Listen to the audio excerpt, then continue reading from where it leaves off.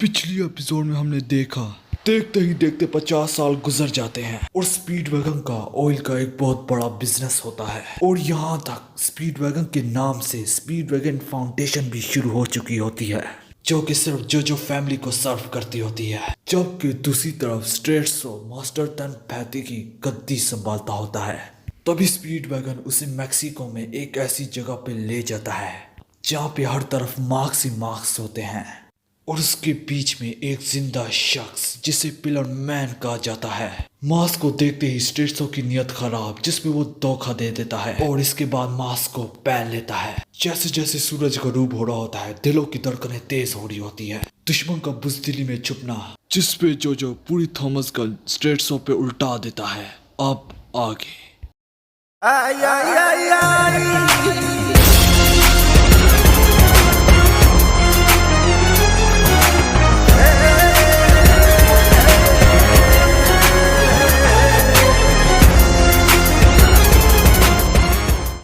हमारी एपिसोड की शुरुआत में जो अपने आंखों से आंसू पोंछते हुए कहता है, स्ट्रेटसो, फैसला तुम पे है, तुम किस तरह मरना चाहते हो। क्या मैं तुम्हारा ब्रेन स्मैश कर दूं, या फिर हार्मोन, या आखिर सूरज की रोशनी।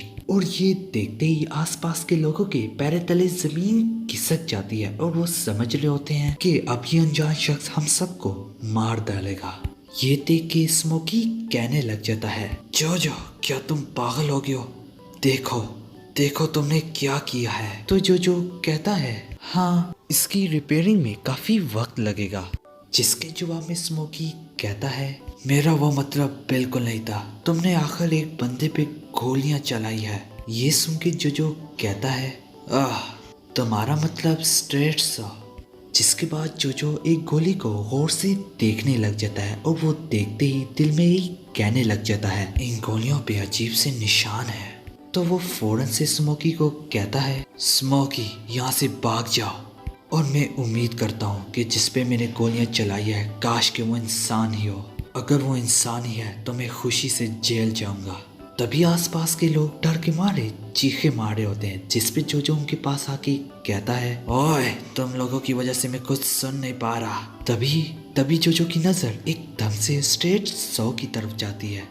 जिसके बाद स्ट्रेटसो खड़ा होने लग जाता है और इतनी गोलियां बरसाने के बावजूद भी स्ट्रेटसो के बालों से जूं तक नहीं हिली होती। जिसके बाद तुरंत से स्ट्रेटसो अपने जिस्म से सारी गोलियां निकाल लेता है और ये देखते ही जो के पैरों तले जमीन खिसक जाती है और जो को पता चल जाता है कि जो वो सोच रहा है ये वही चीज है। जिसके बाद स्ट्रेटसो कहता है, दियो की नाकामी इसी में थी क्योंकि वो अपनी पावर से बहुत खेलता था और वो अपनी पावर को जानने के लिए अपने दुश्मनों पर ही एक्सपेरिमेंट करता था और वो अपने दुश्मनों को बहुत हल्का लेता था, जिसकी वजह से जोनाथन को कामयाबी नसीब हो गई। पर मैं उस जैसा बिल्कुल नहीं हूँ। मैं तुम्हें तबाह करते ही अपनी पावर के बारे में जानूंगा और मैं उसी टेक्निक का इस्तेमाल करूंगा जिसे दियो ने जोनाथन को मार डाला था। तो तुरंत से जो उसकी तरफ अपनी गन कर लेता है, मगर उस गन में गोलियां खत्म हो चुकी होती है। जिसके बाद स्ट्रेटसो अपनी आंखों से वही लेजर बीम शूट करता है जिसका इस्तेमाल करके दियो ने जोनाथन का कत्ल कर दिया था। और वो लेजर बीम जो के सर दिमाग दोनों के आर पार हो जाती है। तभी स्ट्रेटसो मुस्कुराते चेहरे से कहने लग जाता है, अब सिर्फ इरीना जो स्टार रह गई है। मगर तुरंत से ही हमें जो की आवाज सुनाई देती है जिसपे वो कहता है, अभी तुम कहोगे ये इतना आसान है जैसे एक बच्चे से कैंडी लेना। मतलब कि जो को पता होता है कि स्ट्रेटसो क्या सोच रहा है और जो को जिंदा देखते ही स्ट्रेटसो के पैरों तले जमीन खिसक जाती है। जिसके बाद जो फिर से कहने लगता है, अब तुम कहोगे आखिर ये किस तरह जिंदा है इन सुराखों के बावजूद। और स्ट्रेटसो भी यही कहता है और ये देख के सुन के स्ट्रेटसो और भी हैरान हो जाता है कि उसने तो बिल्कुल वही कहा जो कि जो ने उसे बोला। जिसके बाद जो कहता है, जरा गौर से इस घड़ी की तरफ देखो। और घड़ी के सारे नंबर उल्टे दिख रहे होते हैं और उसके आगे एक शीशा लगा होता है। तो जो मजीद बोलता है, और मुझे बताया गया था कि मेरे ग्रैंडपा का कत्ल दियो के आंखों से कुछ चीजें निकलने की वजह से ही हुआ। और इन सब बातों की बात जो स्ट्रेटसो की तरफ बढ़ने लग जाता है तभी स्टेट्सो को पता चलता है कि मिरर की वजह से उसकी बीम जोजो तक नहीं पहुंची, जिसपे जोजो कहता है तो तुम्हें पता चल ही गया। मगर तब तक जोजो अपनी गन की बैक साइड का इस्तेमाल स्टेट्सो के मुंह पे करता है। तभी जोजो कहता है और मुझे ये भी पता है जैसे कि तुम सूरज की रोशनी को बर्दाश्त नहीं कर सकते, वैसे ही तुम हामून को भी नहीं कर सकते। और तुरंत ही स्टेट्सो शीशे के साथ जा बचता है, जिसके बाद जोजो फौरन से ही अपनी हार्मोन एनर्जी का इस्तेमाल करता है। और इन सब के बाद जोजो कहता है चलो देखते हैं, मैंने सुना है हार्मोन तुम जैसे वैम्पायर का मुंह को पिघला देती है। तभी जोजो देखता है स्टेट्सो को पहले की तरह इस बार भी कुछ भी नहीं हुआ होता। तभी स्टेट्सो दोबारा से अपनी लेजर का इस्तेमाल करता है, जिसपे जोजो कैसे न कैसे करके स्टेट्सो की बीम से काफी करीबी से ही बचता है। मगर इस सब के बावजूद उसकी गर्दन पे जख्म आ ही जाता है, जिसपे जोजो कहता है क्या ग्रैंडमा गलत थी। इसके जवाब में स्टेट्सो कहता है नहीं, और वैसे भी अगर मैंने तुम्हें जिंदा छोड़ दिया तो मेरे लिए एक बहुत खतरनाक दुश्मन खिलाओगे।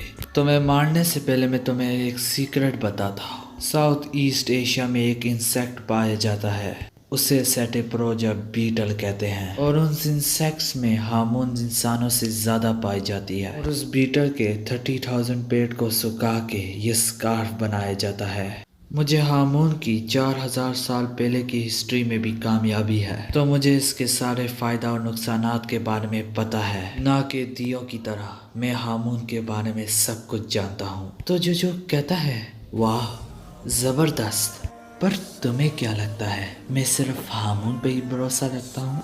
मेरी स्पीड भी बहुत तेज है।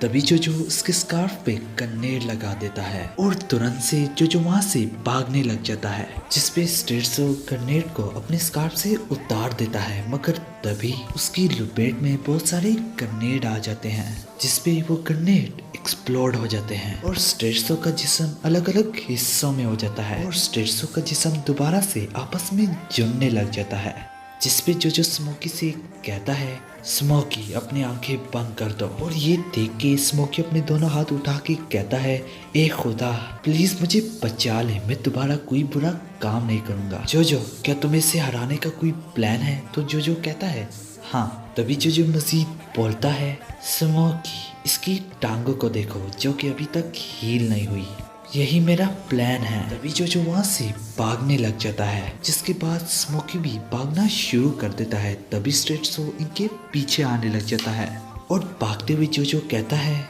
बस मेरे पीछे आते रहना स्टेट्सो। तभी स्टेट्सो एक बिल्डिंग के ऊपर आके अपने से कहता है मैं ज़रूर इमोर्टल हूँ, पर इसे ठीक करने में मुझे काफ़ी एनर्जी का इस्तेमाल करना होगा। और उसी बिल्डिंग के नीचे एक रिपोर्टर वहाँ की तस्वीरें खींच रही होती है। तभी स्टेट्सो उसी लड़की के पीछे आने लग जाता है। तभी जो वहाँ से दूर निकल आता है और वहाँ पे स्टेट्सो भी पहुँच चुका होता है और स्टेट्सो ने उस रिपोर्टर को हॉस्टेज लिया होता है, जिसमें स्टेट्सो कहता है अगर तुम यहाँ से भागे तो मैं इस औरत को मार दूंगा, पर अगर तुम यहाँ पे आ गए तो मैं इसे छोड़ दूंगा। जिसपे जो कहता है अरे पागल मैं इस लड़की को नहीं जानता। जिसके जवाब में स्टेट्सो कहता है ये एक टेस्ट है, अब मुझे पता चलेगा तुम किस तरह के आदमी हो।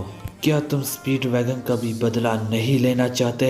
और अगर तुम यहाँ नहीं आए मैं इसे 5 सेकंड में मार दूंगा। मुझसे लड़ो या फिर भागो। तो जो कहता है मैं इस बुड्ढी के लिए तो कभी नहीं लड़ूंगा, अगर वो मेरी गर्लफ्रेंड भी होती।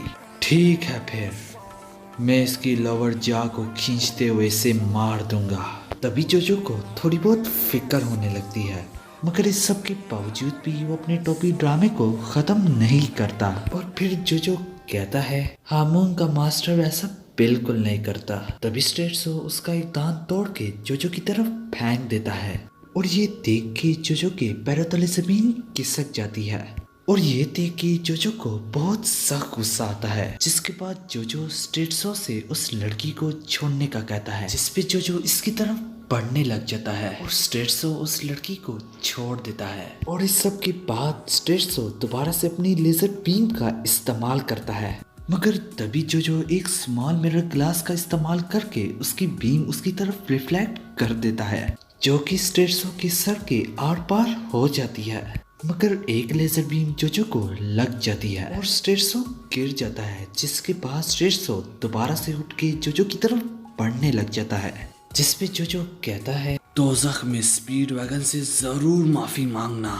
और इसके बाद जोजो स्टेट्सो को अपनी हार्मोन एनर्जी से हिट करता है, जिसके बाद स्टेट्सो ब्रिज की बुलंदियों से नीचे गिर रहा होता है, मगर वो कैसे ना कैसे करके अपने आप को बचा ही लेता है। मगर इसके बावजूद भी उसकी ग्रिप स्लिप कर जाती और जैसे ही वो नीचे गिरने लगता है तो जोजो तुरंत से आके उसे पकड़ लेता है और ये देख के स्टेट्सो कहने लगता है आखिर क्यों तुम मुझे बचा रहे हो सकता था कि मैं तुम्हारा हाथ तोड़ देता।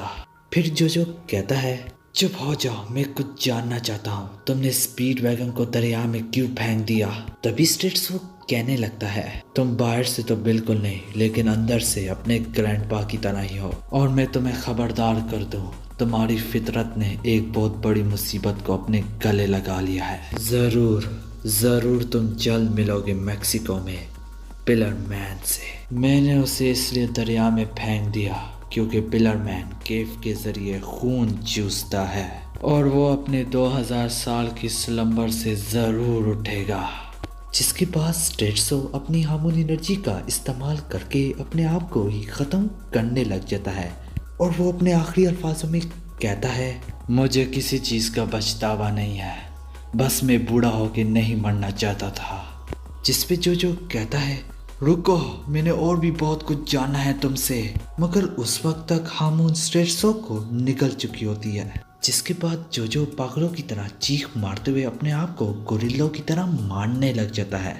जिसके बाद जोजो में हमें कुछ हिस्ट्री के बारे में बताया जाता है, जिसमें कहा जाता है 1938 में सेकेंड वर्ल्ड वॉर स्टार्ट हुई थी, जिसकी तबाही ने पूरी दुनिया को अपनी लपेट में ले लिया था और जर्मन आर्मी वेपन और टेक्नोलॉजी से पूरी दुनिया पे कब्जा कर रही थी। और इन सब के बावजूद वो एस्ट्रोलॉजी, सॉर्सरी, एल्केमी और साइकिक पावर्स का भी इस्तेमाल कर रही थी और वो हर चीज़ का इस्तेमाल कर रही थी जो कि उनको दुनिया पे कब्जा करने की कुव्वत देता हो। और इसी तरह उनके स्पाई नेटवर्क को स्पीड वैगन के काम की थोड़ी सी झलक नसीब हुई। तभी हमें जर्मन आर्मी का एक अनजान शख्स के बारे में दिखाया जाता है। तभी एक लड़की के हाथों इसके मुंह पे एक स्कार्फ पड़ जाता है, जिसपे वो अनजान शख्स उस लड़की को चाटने का कहता है और वो वैसा ही करती है जैसे वो कहता है। तभी वो उसकी जुबान के करीब एकदम से वही प्लेट ले आता है, मगर तभी जर्मन का एक सैनिक आता है और वो कहता है माफी चाहता हूँ मेजर स्ट्रोहाइम, पर हमें स्पीड वैगन की बॉडी एक किनारे पे मिल गई। जिसके बाद हमें दूसरी सीन में दिखाते हैं जिस लड़की को जोजो ने बचाया होता है वो जोजो के मुंह पे एक मुक्का मारती है और वो मुक्का मार के कहती है तुम्हारी हिम्मत कैसे हुई कि तुमने मुझे बुड्ढी कहा, जबकि ये बात जोजो के जहन से निकल चुकी होती है। जिस पे स्मोकी कहता है नहीं तुमने कहा था, तो जोजो कहता है ओह माफ करना, मेरा वो मतलब बिल्कुल नहीं था। मगर इसके बावजूद भी वो रिपोर्टर जोजो को एक किक मारती है और इसके बावजूद जोजो उसके दांत के बारे में पूछता है और ये सुनते ही वो लड़की एक जोर से चीख मारती है। फिर जोजो कहता है मुझे पिलर मैन की फिक्र हो रही है जो कि स्टेट्सो ने मुझे बताया है, तो चलते हैं मैक्सिको में।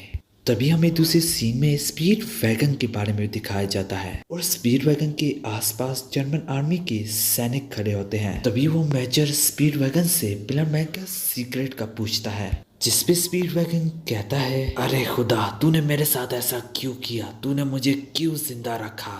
जिसपे वो मेजर कहता है बिल्कुल गलत स्पीड वैगन, तुम मेरी वजह से जिंदा हो। जिसके बाद एक डॉक्टर एक इंजेक्शन लाता है जिसे दूध सीरम कहा जाता है, जो कि किसी भी किस्म की इंफॉर्मेशन निकालने के लिए इस्तेमाल किया जाता है। जिसके बाद मेजर कहता है हमें बताओ कि हम किस तरह पिलर मैन को जगा सकते हैं। जिसपे स्पीड वैगन उन्हें मना करने की काफी कोशिश करता है और वो कहता है तुम नहीं जानते तुम किसे जगा रहे हो। जिसपे वो मेजर ब्लड देने का एक्सपेरिमेंट स्टार्ट करने को कहता है, जिस पर उन्होंने काफी कैदी जमा किए होते हैं। और तभी जर्मन सैनिक उन कैदियों से कहते हैं तुम लोग अपने में से किसी एक बंदे को चूज करो, हमें खून चाहिए और बाकी सबको आजाद कर दिया जाएगा। तभी उनमें से एक नौजवान बोलता है वो मैं होऊंगा। अगर तुम मुझसे वादा करो कि तुम सबको आज़ादी दे दोगे तो वो नौजवान मैं ही हूँ। तभी वो मेजर उस नौजवान की तारीफ करता है और वो कहता है बाकी सबको मार दो सिवाय इस बच्चे के। तभी हमें दोबारा से दूसरे सीन में जोसेफ जोस्टार के बारे में दिखाया जाता है जो कि अपनी बाइक पे सवार होता है और वहीं पे हमें एक अनजान शख्स के बारे में भी दिखाया जाता है जिसका चेहरा तक नहीं दिख रहा होता। और इसके बाद सीन शिफ्ट होता है और उनका एक्सपेरिमेंट शुरू हो जाता है और यहाँ पे एपिसोड खत्म हो जाती है।